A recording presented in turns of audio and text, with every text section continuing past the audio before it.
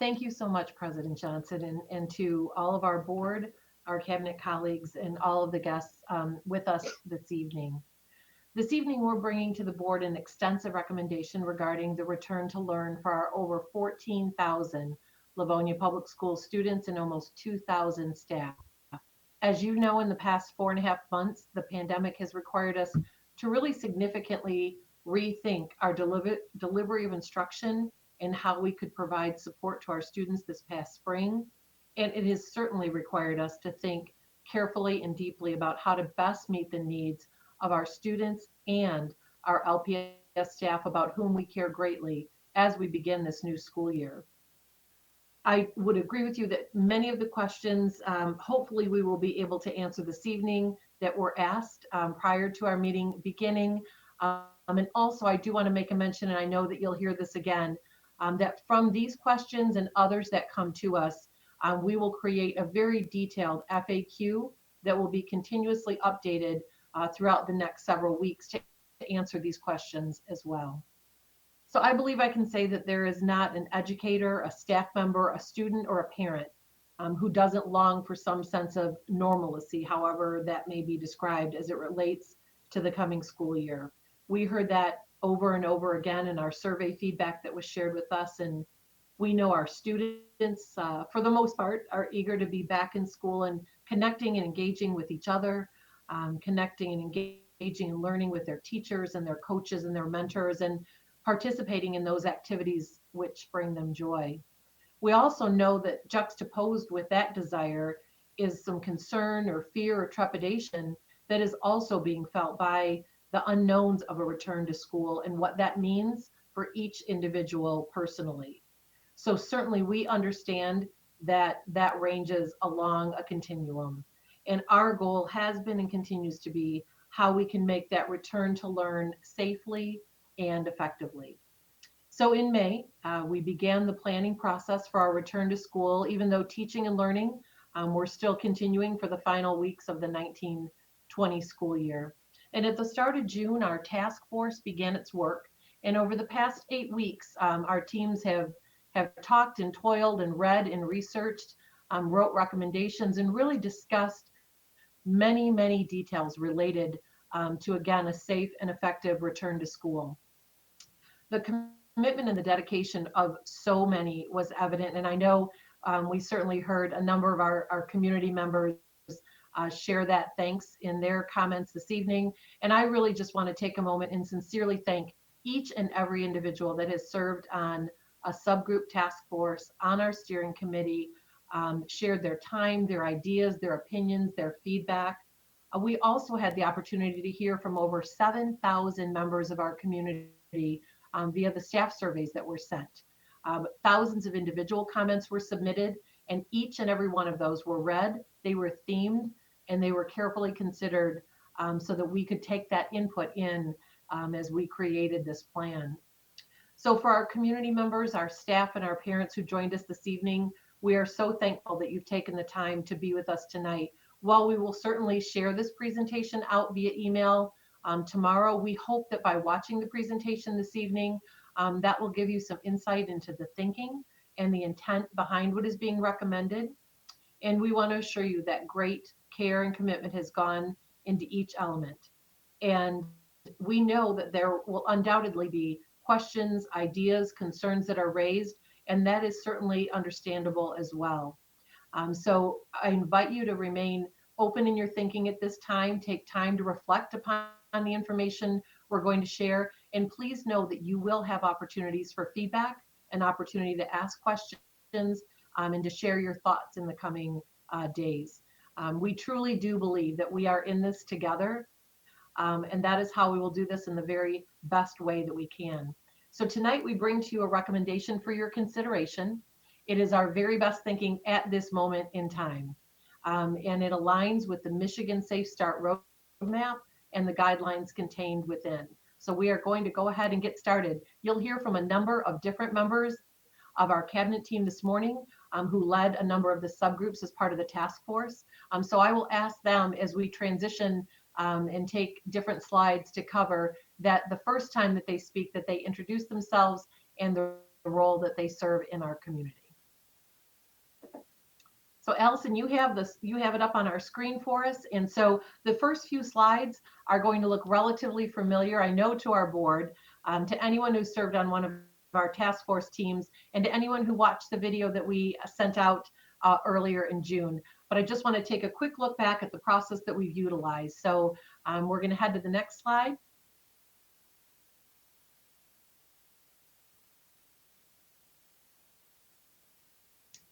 And we're going to hop back just one.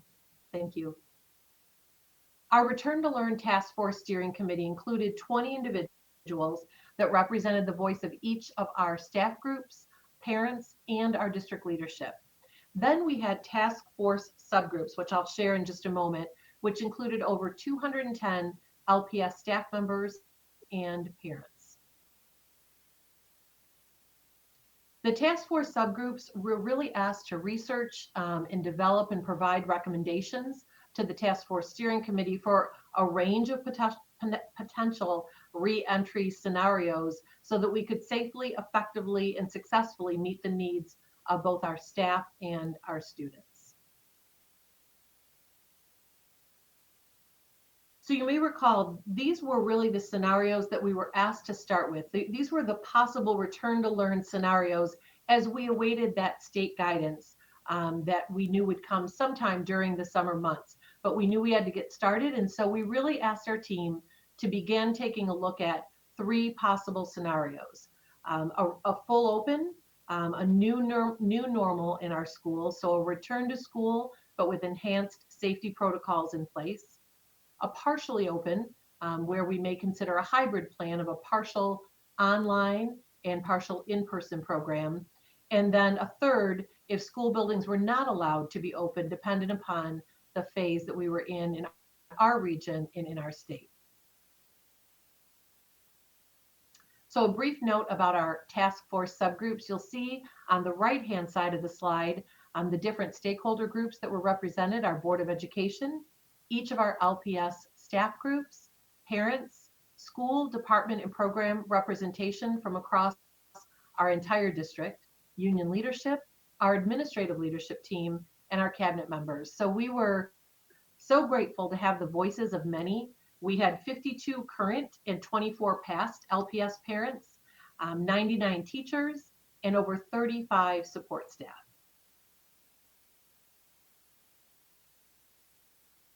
So again, I'm not going to spend a lot of time on this slide. This was part of the original information that we shared with you, but this just gives you a snapshot of the academics subcommittee, which were actually 4 different subgroups representing 83 members that took a look at remote learning, elementary in-person learning, secondary in-person learning, and instructional or electives courses.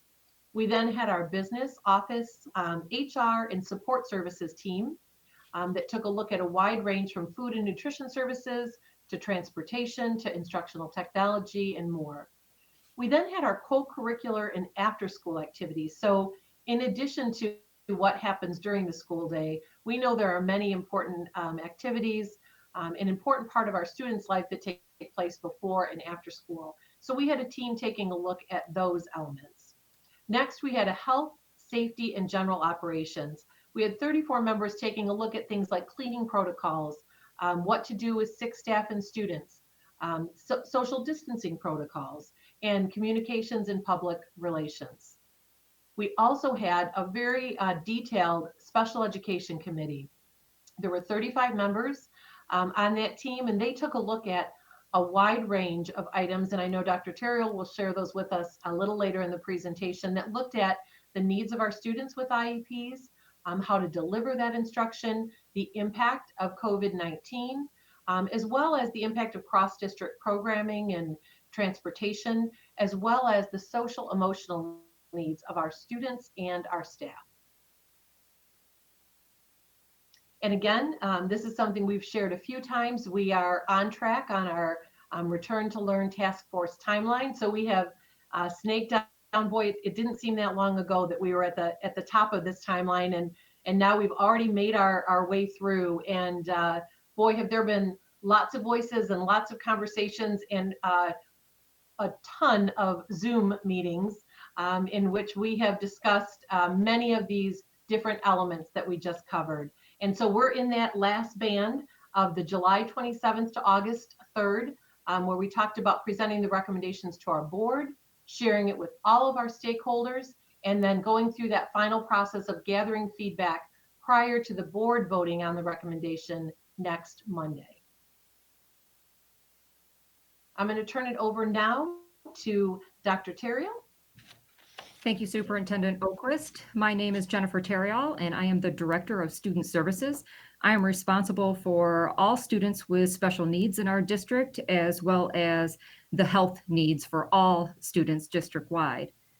As Superintendent spoke earlier about the range of potential reentry scenarios the task force were charged with starting at the beginning of June, the Return to Learn plan was released by the state on June 30th. So our task force teams then pivoted their work to meet the guidance provided by the state. So in this slide, you will see the instructional models based on the different phases as outlined in the MySafe Start plan. Currently, we are in phase 4. However, depending on the status of the MySafe schools, there are 4 different scenarios for school opening in fall of 2020. So phase 6, schools would be open for in-person instruction with minimal safety protocols. Phase 5, schools would be open for in-person instruction with moderate required safety protocols. Our current phase, which is phase 4, schools are open for in-person instruction with more stringent required safety protocols. And then phases 1 through 3, schools are not open for in-person instruction. So as I just stated, phase 1, phase 2, and phase 3, school buildings are closed and teaching and learning continues, however. This slide talks about what our instructional model would look like in phases 1, 2, and 3. So students would have scheduled live learning with their classroom teacher every day. The increased rigor and expectations from this spring would be increased for emergency remote learning, and all students will be provided learning through their Google Classroom using district curriculum, textbooks, and resources. And we stay tuned to the guidance from the state about the phase that we are in. And again, currently we are in phase 4. So for phase 1, 2, and 3, there is no in-person instruction. Therefore, the health and safety protocols are limited to operations protocols. No transportation would be required, and no extracurricular activities would be allowed. The district would follow the state of Michigan guidance regarding food and nutrition services for our students during phase 1, 2, and 3. At this time, I would like to just give a huge shout out to Pat Schuchart in our food department, her team, as well as transportation, our volunteers who during the closure provided 264,834 meals from March 17th to June 23rd for our families. So with Pat's leadership underneath Phil Francis, our Director of Operations, what a huge effort. And we appreciate, again, all the volunteers, Transportation Department, and Pat Schuchart. Teresa?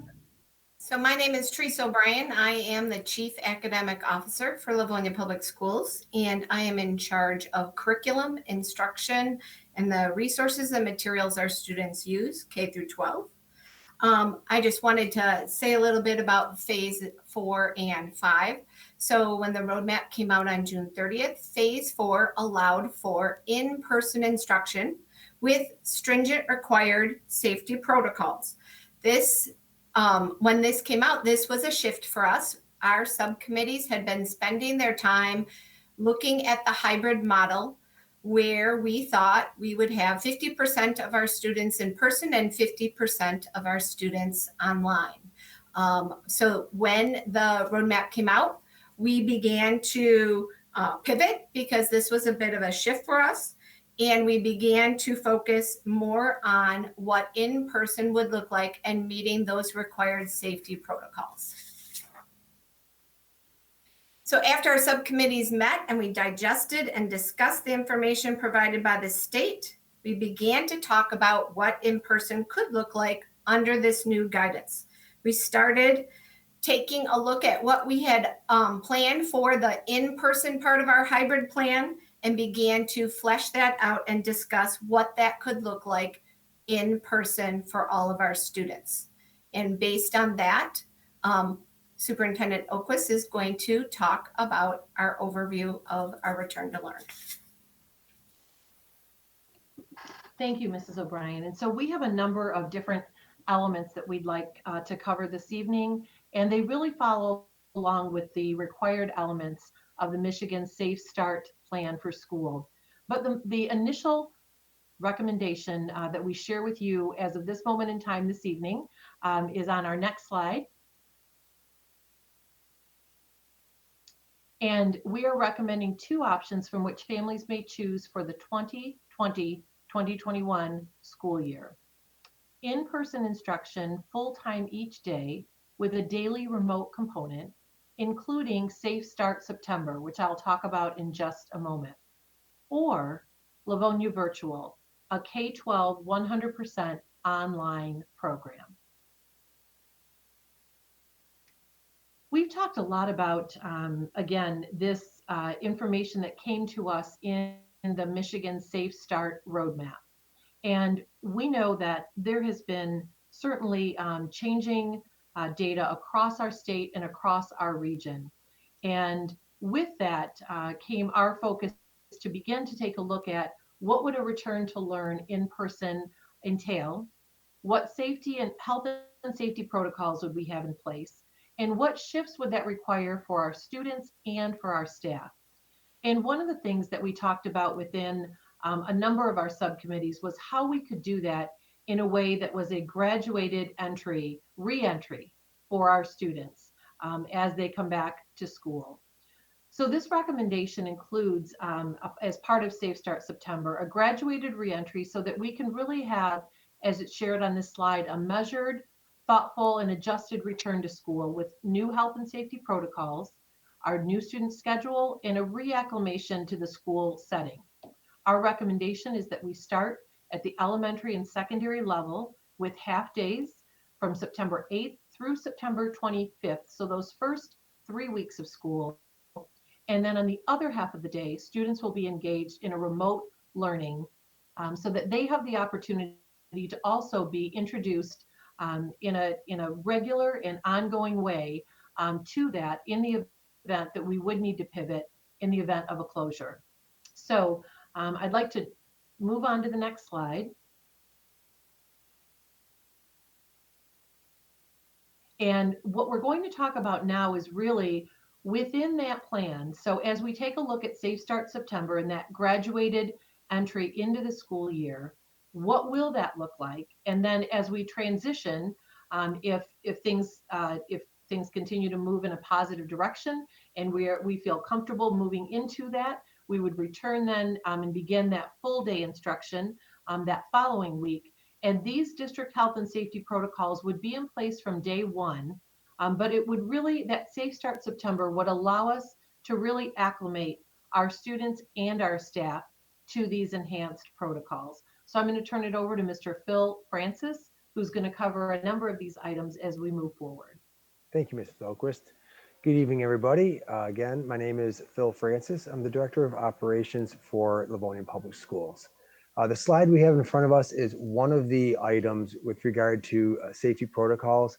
And this is something that the state plan had and roadmap had listed specifically in the state roadmap as all students and staff, employees wearing face masks at all times in common areas. And of course, LPS will be adhering to that as well. One of the changes that LPS is going beyond with our students is that the state had mentioned in their plan that they were stating that secondary students would be wearing masks in the classroom and elementary would not. But Livonia Public Schools will be having all students from elementary up through secondary and our post-secondary students in masks in the classrooms, common areas, and in all at all areas other than, of course, when eating their meals. And this would not be true for students who are unable to tolerate a face mask or have documented medical conditions. The district personnel will be provided personal protective equipment, and students would be asked to provide their own face coverings, but we would be supplying masks to students who may have forgotten their mask on any given day. One of the biggest pieces with regard to face coverings is that it is something that is going to be new for many people to be wearing them throughout a day, but together we must work to have a healthy and safe environment. And this means that everyone must do their part. It is a non-negotiable, it's essential, and it's a collective effort. We need to come together across each school, across the district, for the safety and health of everyone. Another item is physical distancing. There are many recommendations in the state plan, and some of them are listed in front of you, but this may not be an exhaustive list. Some ideas will be that we will have desks separated and facing in a single direction. I know that we've received questions about some of the schools that have in classrooms two-person desks or tables. And what we will see later is we are working hard to reduce class sizes so that the number of single desks that are currently in many of our classrooms in many buildings, we would not need all of them in those classrooms. We could come and use them, bring them to other classrooms and replace the two-person desks or tables to be able to get a physical separation between students.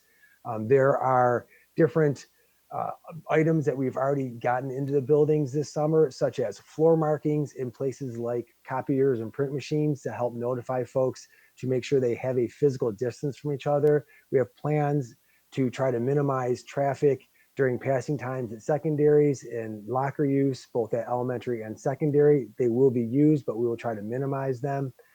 We will make sure that visitors to the district's buildings are greeted at the main office, but they will not be entering the school unless there is a very specific and extenuating reason for them to actually enter into the school and or a classroom. And we are asking staff to make sure that they try to keep a physical distance from the students as much as possible when teaching and working with them. And we are working on other items as well, such as plexiglass barriers, etc. Cleaning protocols are an important part of this plan, and the subgroup that worked on this worked diligently to follow the both recommendations and requirements of the state plan. We have as a district and will continue to provide supplies to have healthy hygiene. The number one thing that anyone can do is to wash their hands with soap and warm water. We will continue to stock the soap. We will have hand sanitizer. We've already put up hand sanitizer dispensers throughout all of the buildings and hallways, and continue to generally have signs that reinforce, but also explicitly teaching students during those first few weeks of school, during those half days. Teaching staff will be asked to ensure that they're explicitly teaching and then reteaching and reinforcing the washing of hands appropriately. And when that's not available, to use hand sanitizer, covering your cough, all of those types of items. And there are other protocols that we will follow as a district. And whenever we have a change of cohorts in the classrooms, we will be disinfecting those tabletops and desks. And every classroom, bus, high touch area will be sanitized daily. Speaking of buses, the district transportation in phase 4 will allow us to safely transport all of our eligible students and give those that are eligible an opportunity to ride the bus. The way this will work will not change from the past with regard to eligibility, but the change to our buses will be, one, we are installing hand sanitizing stations on all of our buses, and two, students and drivers or any paraprofessionals riding the bus, any staff, will be required to wear a facial covering. We must point out that the specialty routes like the Webster, Maycat, etc., those will continue. And in phase 5, we'll still continue many of these same practices on our bus routes and in our buses. And with regard to meals for students, the food and nutrition services will also continue. We will have breakfast and lunch meals available. Our breakfasts will be a grab and go, which is fairly common in many of our elementary schools. We will also have all meals still adhering to the federal government's National School Lunch Program guidelines, but we will be suspending the use of the salad bars in all cafeterias. We will be getting our youngest learners in the cafeterias appropriately distanced, and those that may have unique needs for eating in the cafeteria. And then the other elementary students would be eating in their classrooms. Our lunch periods, you'll see when we get to the secondary schedule, we'll have an additional lunch period so that we can spread out the number of students in the cafeteria in each of those periods.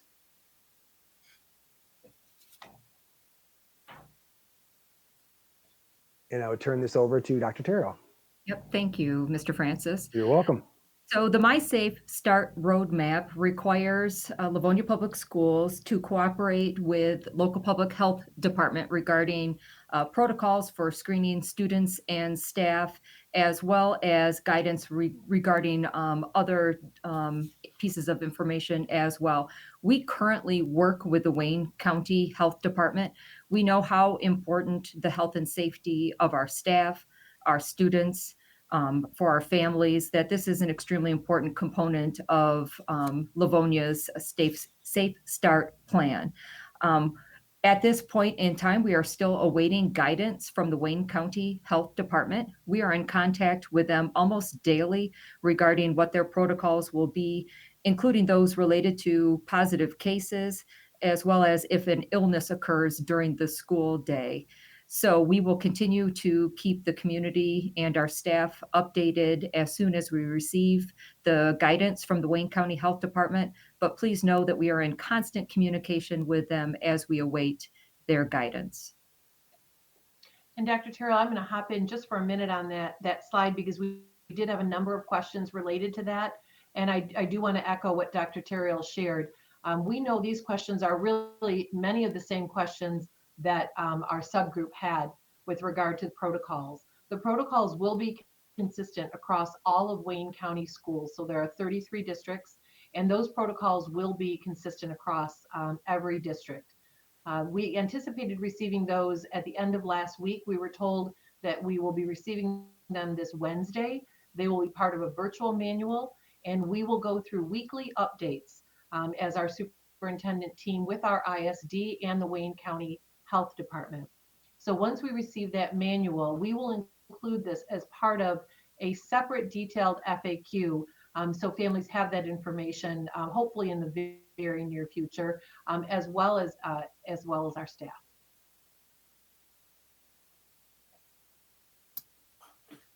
Good evening. I'm William Green, Director of Elementary Programs and District Services. Prior to my current role, I was the principal at Roosevelt Elementary for 5 years and Garfield Elementary for 10 years.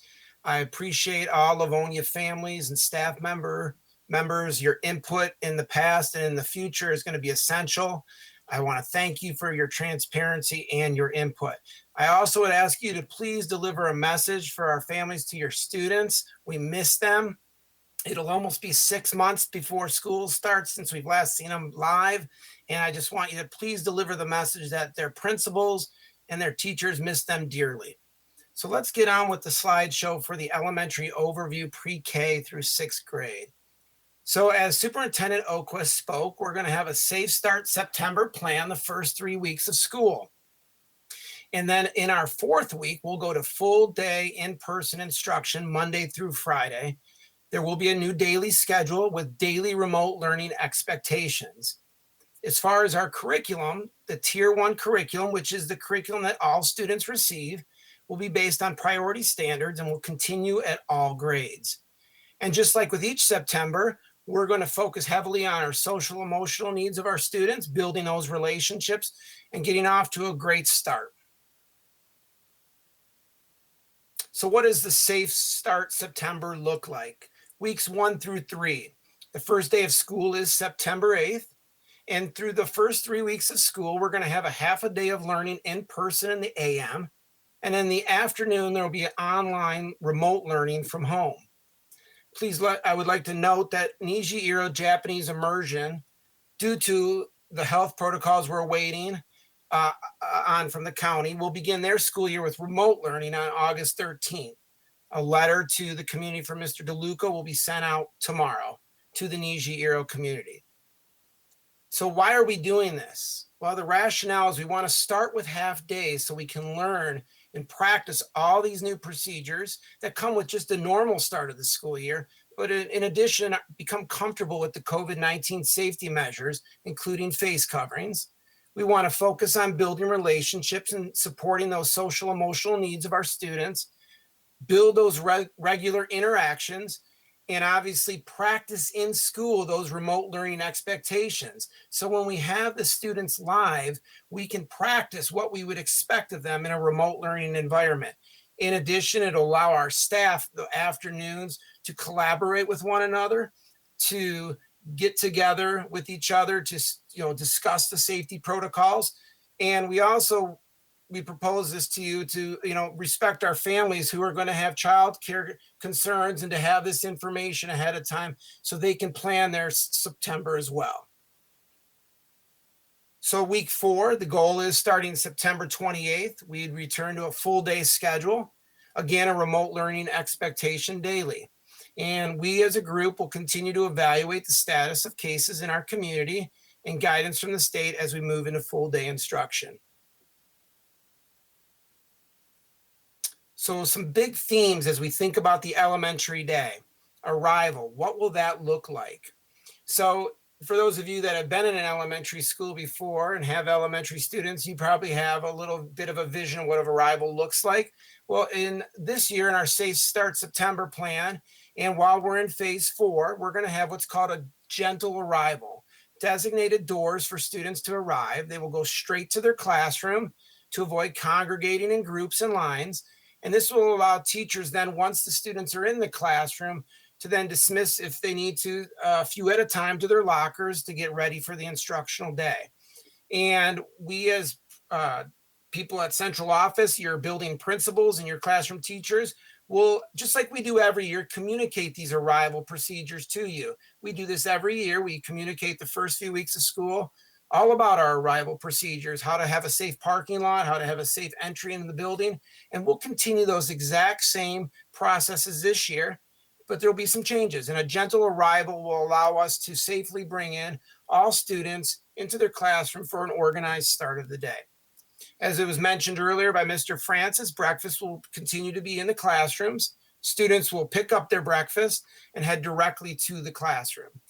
And that's a great benefit, by the way, because students are able to be there for the morning message and be there for the typical start of the day by having their breakfast in the classrooms.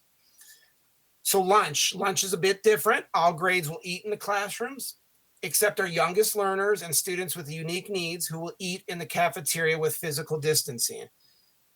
And dismissal, following just like we did with arrival, we'll have a gentle dismissal. We've done this before at times during the normal school year.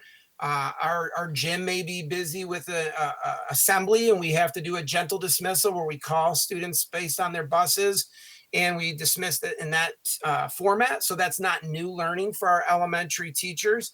And as you can see, some things will remain the same, but there'll be some new wrinkles. And quite honestly, some of the new wrinkles I'm very excited about, such as the gentle arrival. Recess. So a change in the instructional day will be recess will be basically a teacher decision of when they're going to take their students out. I did that as a teacher, and we've done that at staffs over the years. And, you know, this is a benefit to this is students sometimes need recess at 9:30 in the morning. And sometimes they need it at 2 in the afternoon. And sometimes they need a 10-minute break at 11:30. This will allow our teachers to have a staggered recess schedule. It will also keep our students in cohorts. That's one of our primary safety objectives at the elementary level, is as much as possible in the recommendations to keep cohorts together. Art will be in the art room with time for cleaning between classes. Music will be outdoors when singing or playing instruments. Indoors will be percussion and music appreciation. And physical education will be outside as much as possible. When it's indoors, students will participate in activities that are less strenuous and allow for physical distancing. And then our LMC and IT classes will be in the lab or the LMC with time for cleaning. Before we go to the next slide, I do want to address these are all big changes on this page. And I want to have a shout out to our special area teachers in the district who've been working tirelessly in their subgroup to continue to provide the arts and physical education to our students in a safe and enriching environment. So it's been very exciting to hear the different work that they've been undertaking to make our safe start possible. As Mr. Francis mentioned, face coverings will be required for all staff and students with exceptions for documented medical needs per the Michigan Safe Start document. So for example, students unable to tolerate a face covering due to a documented medical condition, a clear face shield or transparent partition will be provided as options for their own safety as well as others. Physical distancing is obviously a challenge at the elementary level. That was why it was a recommendation in phase 4. And as much as possible and to the extent feasible, we're going to address this by lowering class size, rearranging furniture in the classroom. The teacher delivery instruction will look a bit different, and this will all help to address our goal of physical distancing. But we're realistic in knowing, and based on the guide map, that this is an area that will be more of a challenge, but we feel good that with the face coverings that will help that situation. And cleaning, as Mr. Francis said, in phase 4, all requirements of the plan will be followed. And then in phase 5, we're determined to continue many of these same practices. As far as transportation for all eligible students will be provided. Bus routes and schedules are still to be determined based on enrollment. And student eligibility to ride a bus will not change from previous years. Specialty routes such as Webster will continue, and students must wear face coverings and use hand sanitizer per state guidelines. So grab and go breakfast. It's a great way to start the day. It's similar to the practice we currently have, and students will pick up their breakfast on their way into school and proceed to their classroom. One of the things that most families may not recognize is we have a robust arrival procedure at all of our elementary buildings where we have many adults that are present outside of load-bearing teachers or classroom teachers that are active participants in our daily arrival. And that's going to continue as well in our Safe Start September plan. Lunch meals will be delivered to the classrooms. And as I mentioned earlier, our youngest learners and those with unique needs will eat in the cafeteria appropriately distanced. We've had teams set down lunch tables and map that out. And so we're excited to be able to provide those opportunities to our youngest learners and those with unique needs. And I'd like to introduce Ms. Teresa O'Brien, Director of Academic Services.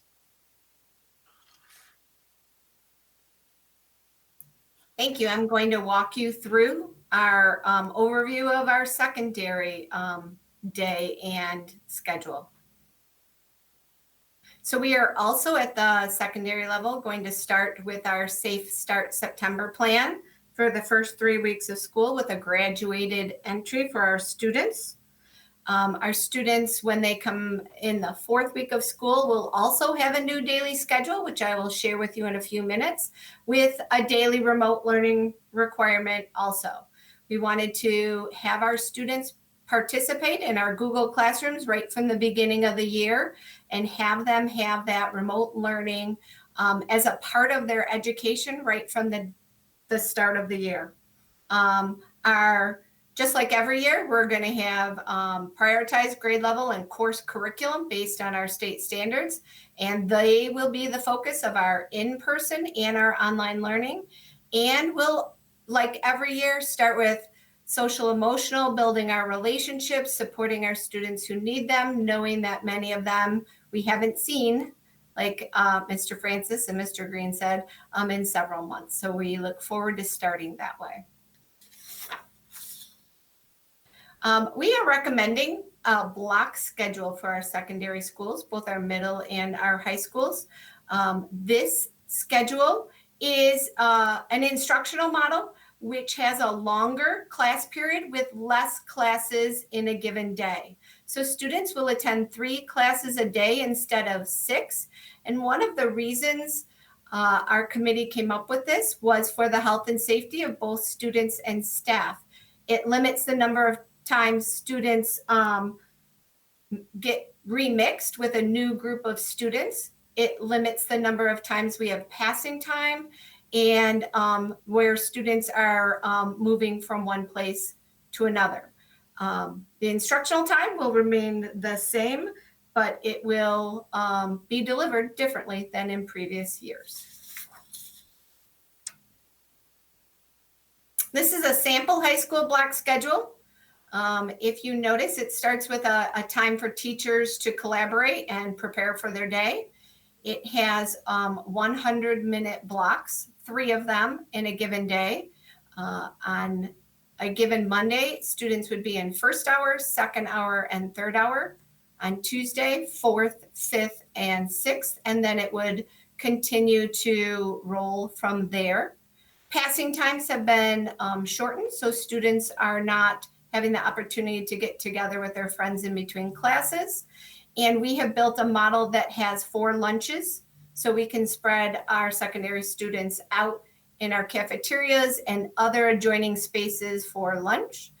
And this model has a shortened student day, which then allows our students to have remote learning every day, some type of asynchronous, so not a live teaching by their teacher, but a instructional video module or lesson and some type of assignment that goes along with that. The sample for the middle school is very similar. If you notice the start times, we are recommending that our middle school students start prior to our high school students. So our middle school students would move to the earlier start time, and high school start to the second start time of our bus schedule. In this plan, their longer collaboration time would be at the end of their day. So teachers would arrive at school and pretty quickly students would arrive after, and students then would leave each day at 1:20, again having a expected remote learning lesson that they would do each day. Again, some of the benefits of a block schedule. So students would have 3 classes a day. So they'd have an A schedule and a B schedule. So like I explained before, first hour, second hour, and third hour on Monday, 4th, 5th, and 6th on Tuesday. Each class period is in 100 minutes, and then they would rotate following that. Instructional minutes overall are the same. They just would be delivered differently. Plus, students would have their remote learning in each one of their courses. Our Safe Start September or any other half days that students would have, those 3 classes then would be shortened to fit the half-day schedule. So in Safe Start September, those classes would be 60 minutes long instead of 100.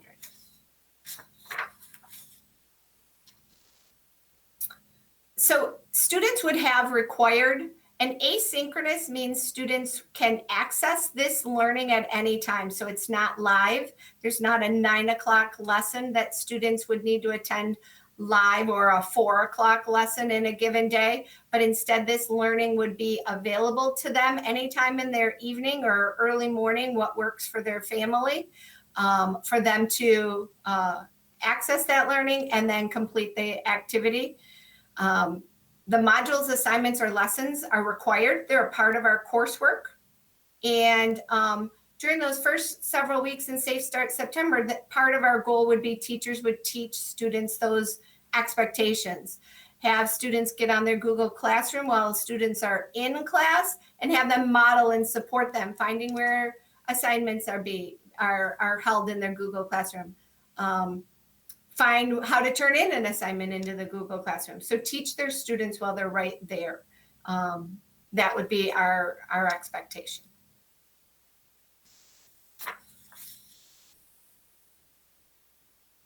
Again, we are starting with the first 3 weeks of September as half days. Students attending school in the morning and afternoon online learning at home. Again, this would give us our opportunities in our middle schools and our high schools to debrief each day right after lunch and solidify and discuss how protocols worked, what areas need to be improved. It would also have our students and staff become more comfortable with our safety measures, practice wearing masks for a half a day for the first couple of weeks as we build to full days. Beyond that, it would also give staff time to build those relationships and focus on some social emotional learning needs that their students would have and build to their our full robust schedule.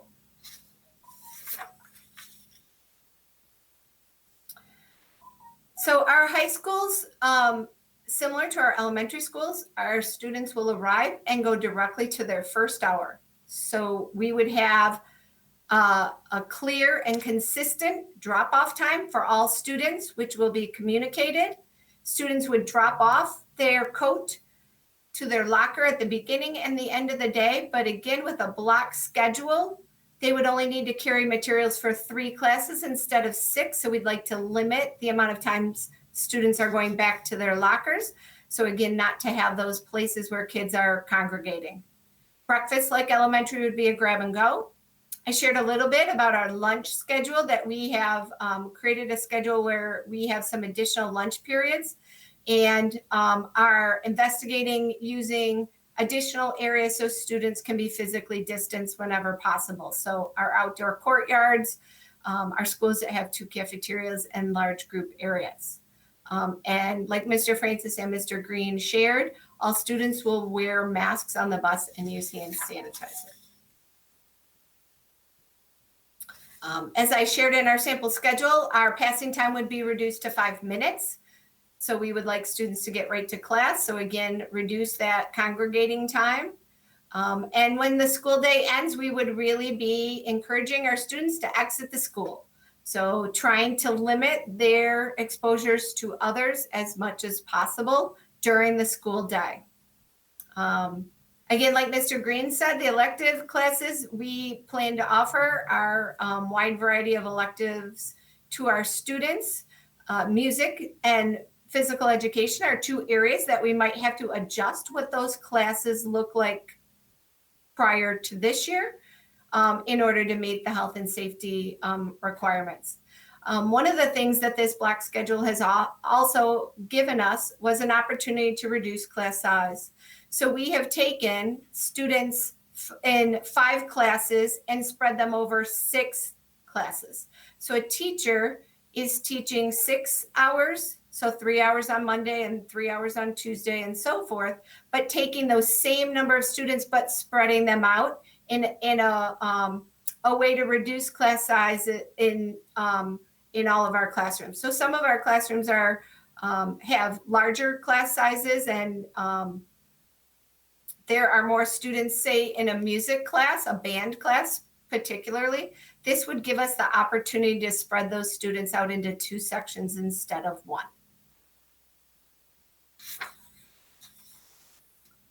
Like Mr. Francis shared earlier, we will be requiring face coverings for all staff and students.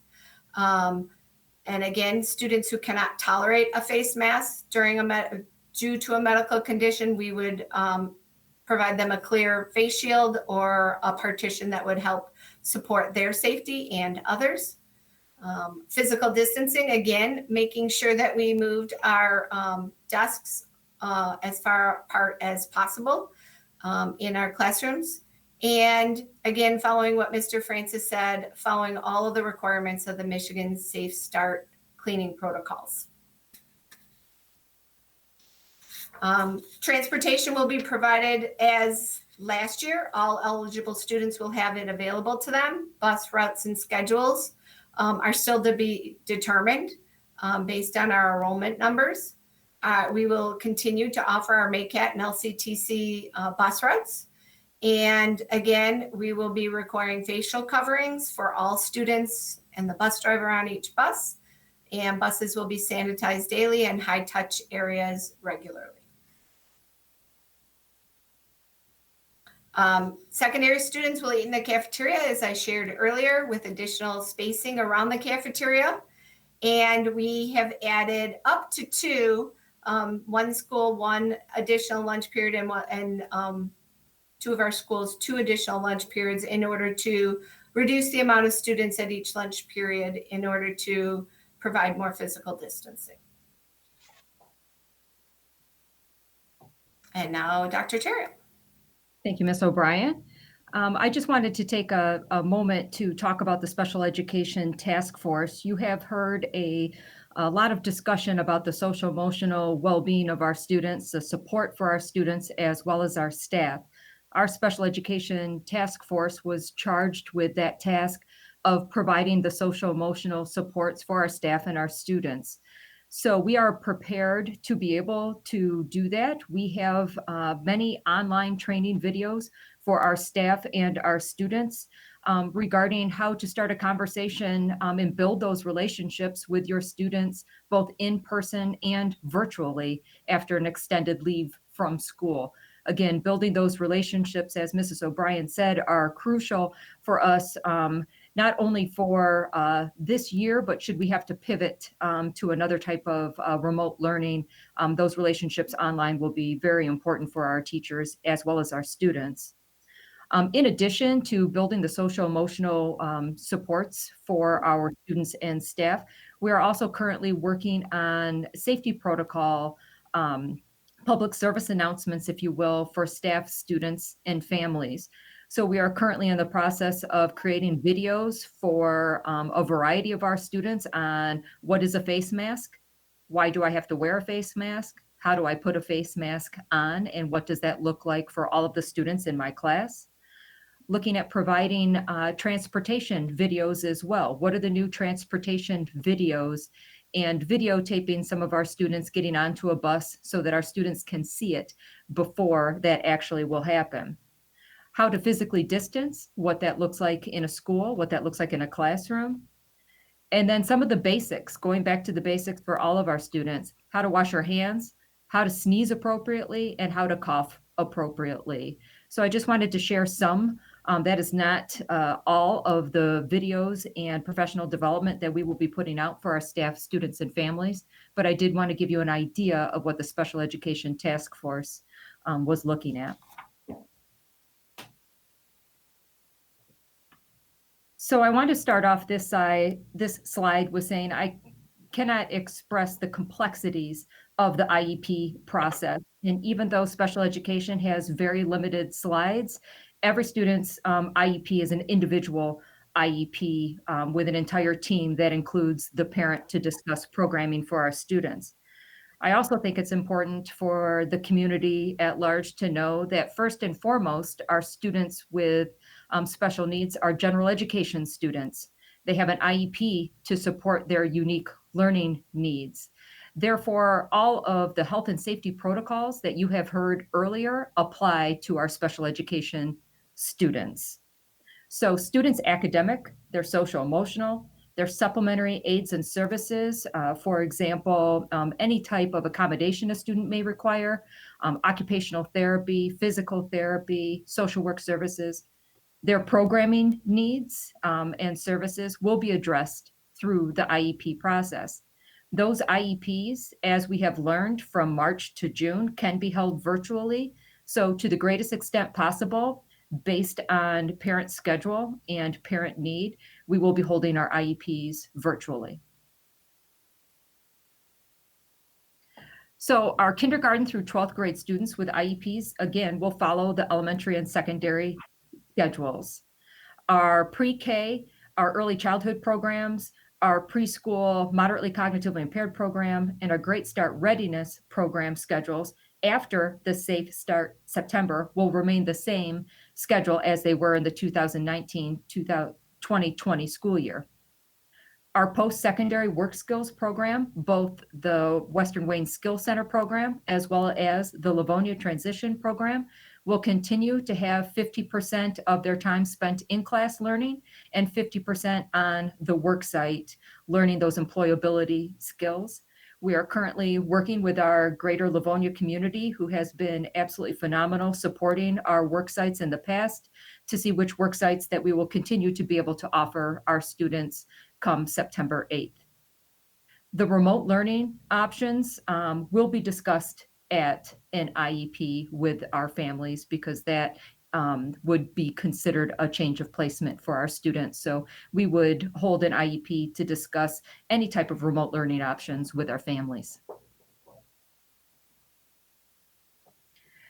I think it's also important to remind our community that we share programming with 11 other school districts in Western Wayne County.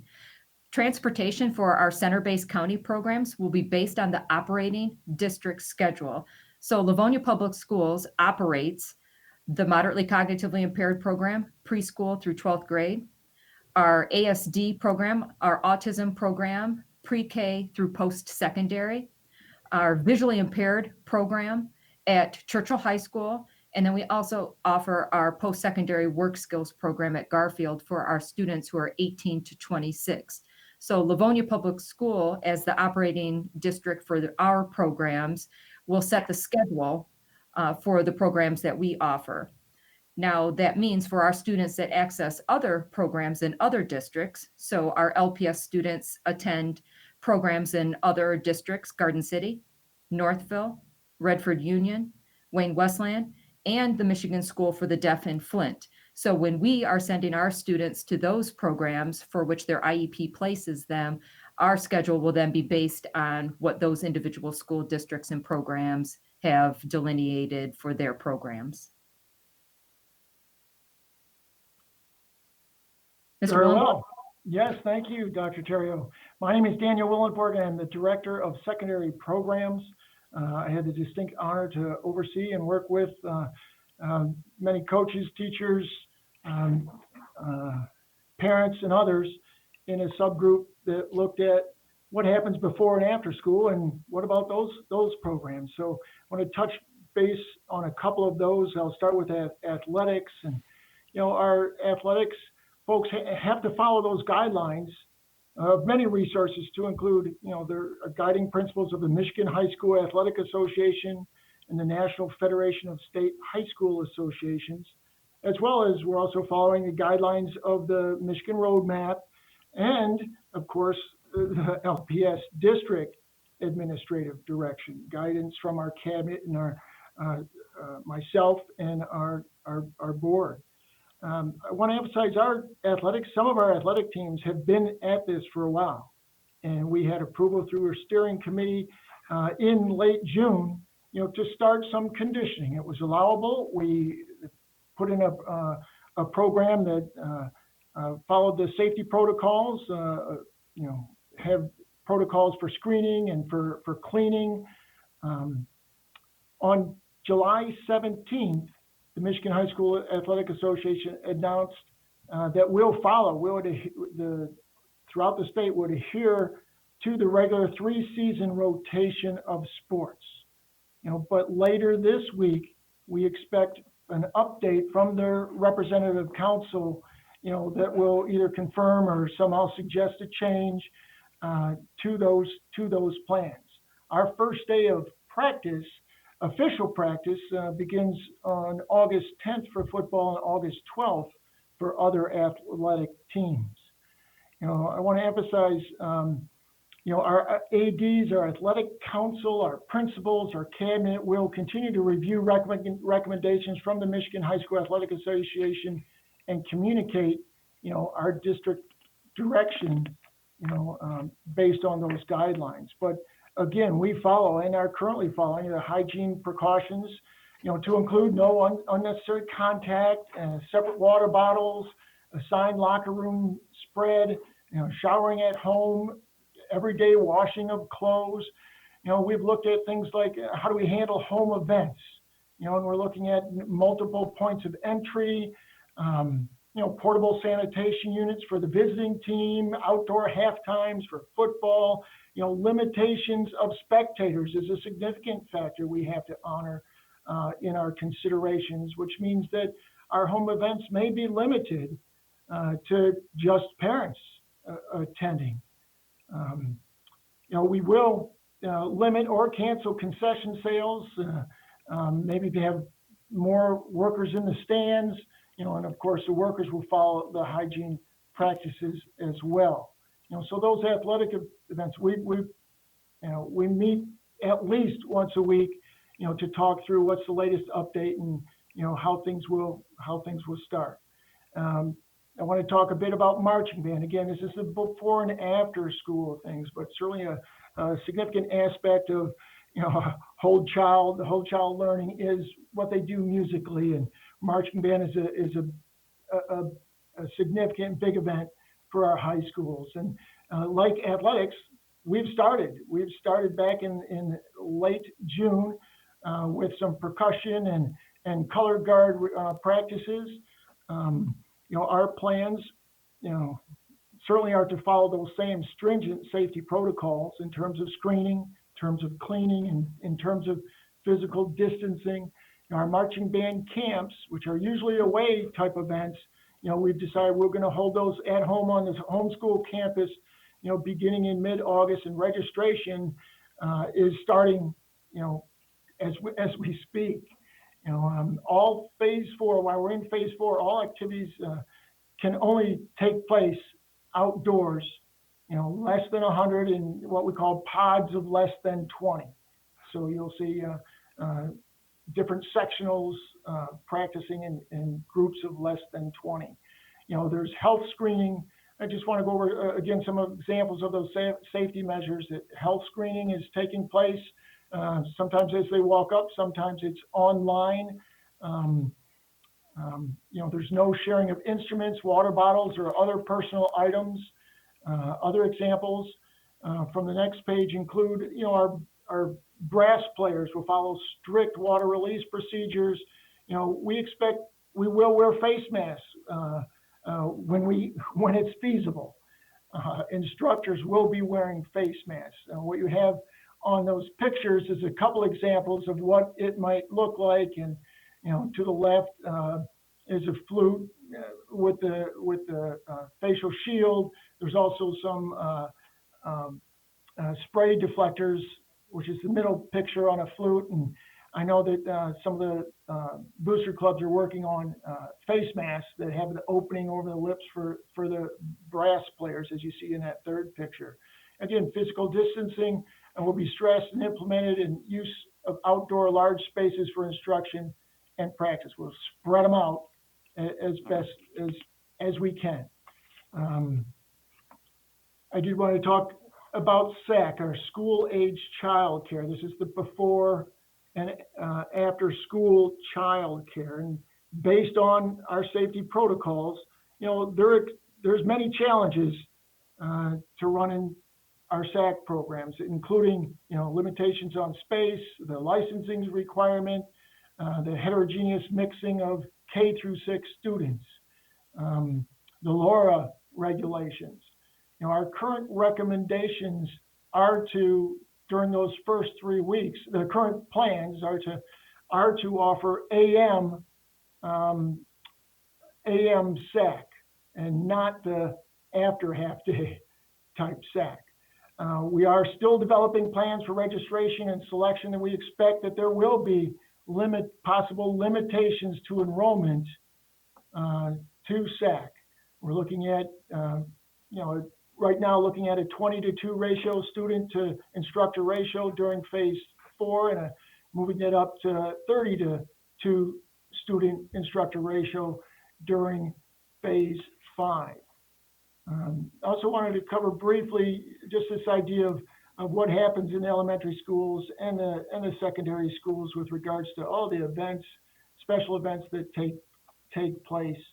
And I want to emphasize a lot of these things have to be hashed out yet with the input of our principals and other school personnel who we haven't been able to access fully at this time. And we're just now maybe 10 days into working on, our current face-to-face instructional plan. So I can say that in the work we have done, we're looking at turning many of the events that we normally run, like kindergarten and the 5th grade orientation, looking at providing virtual meetings, to introduce students and families to the new year.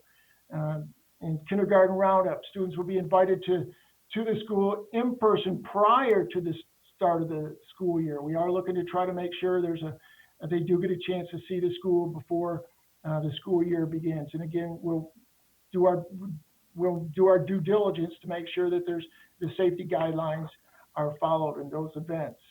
Next slide talks about our open house, generally changing over to a virtual tour.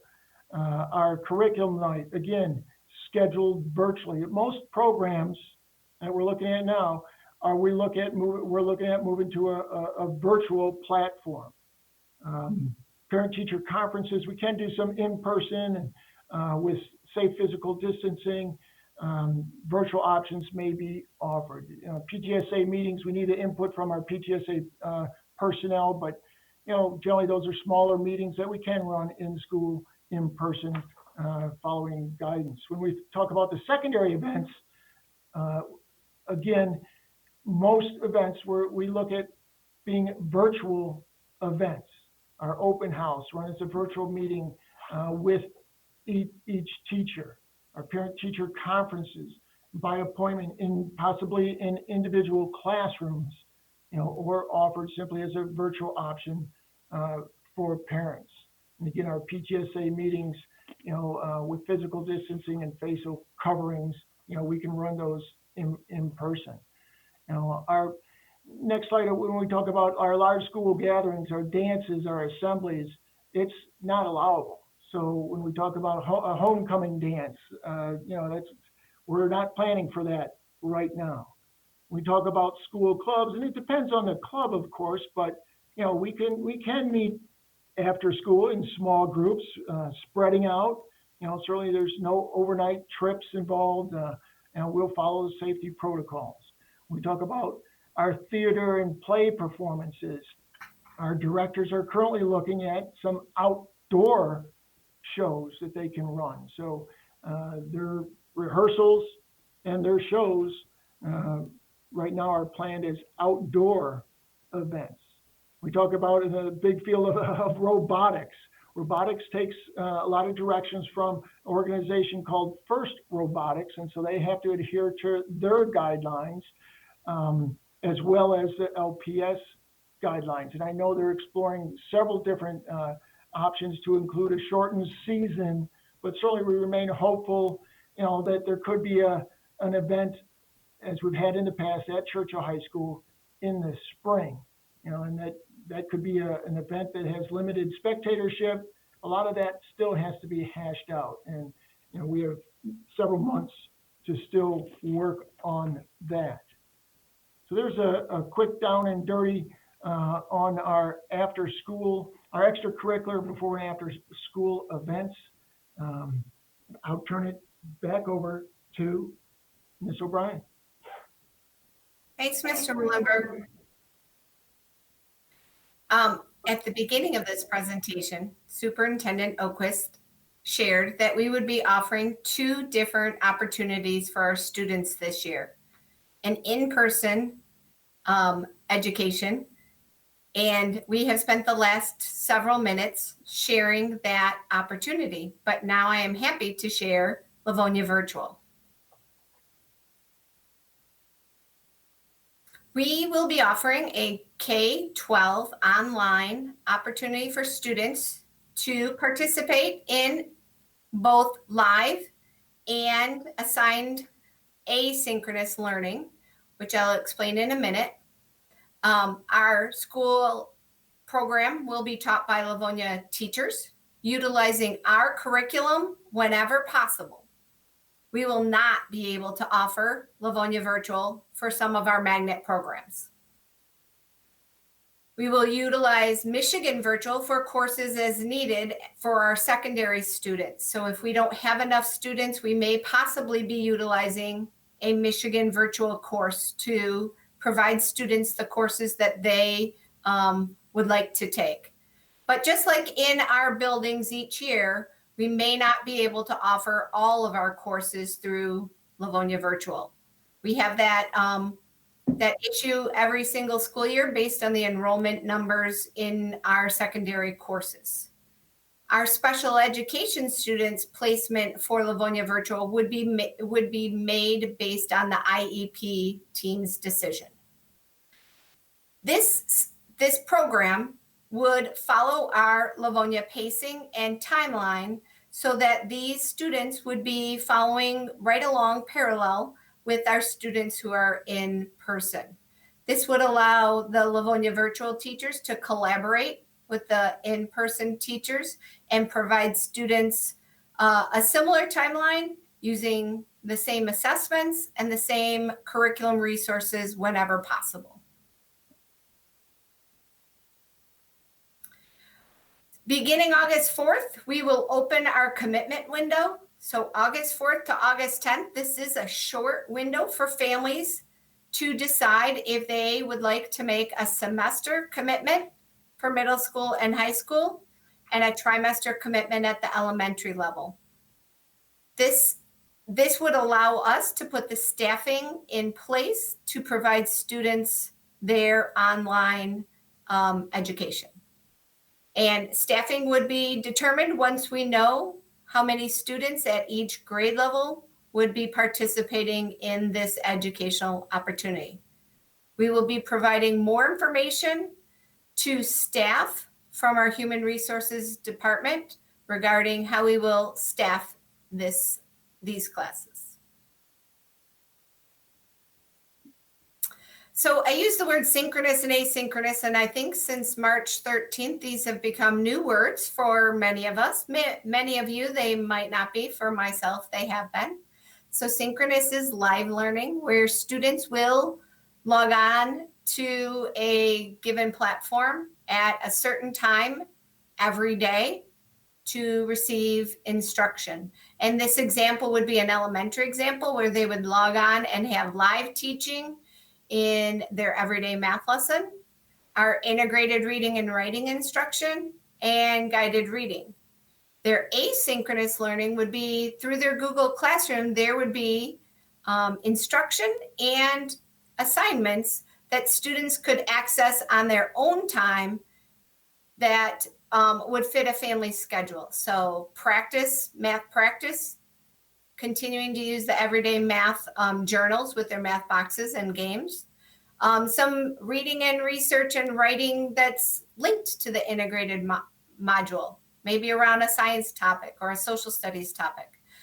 Word study work can be done asynchronously.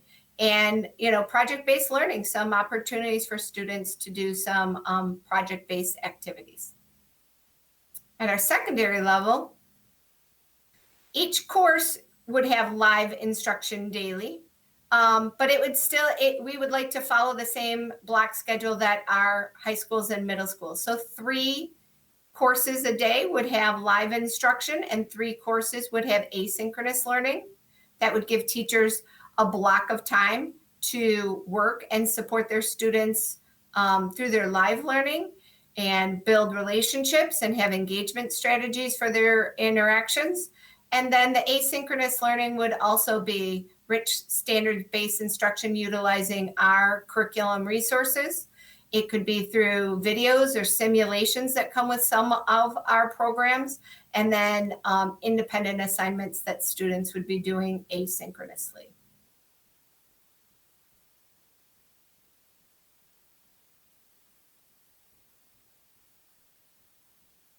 So I'll turn it back to Superintendent Oquist to share a summary of this evening's presentation.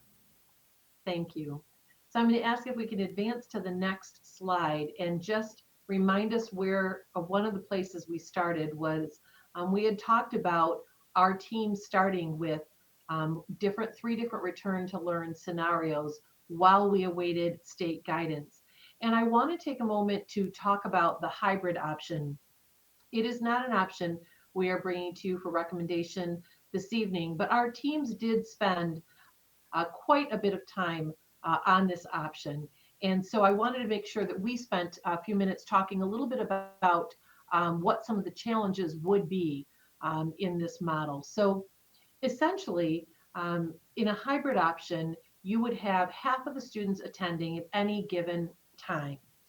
As each of our teams worked through this at both the elementary and the secondary level, there was actually a recommendation for two different schedules. The elementary students would have been on a half-day model, meaning half of the students would attend in the morning and half would attend in the afternoon. Secondary students would attend in person 2 days a week and be engaged in remote learning 3 days a week. So we knew that there would be some challenges in and of itself with that, not only for families and for their schedules, but significant conflict for our transportation. And we would have only been able to provide transportation for our special education students and perhaps K2, possibly K4, based on the varying schedules.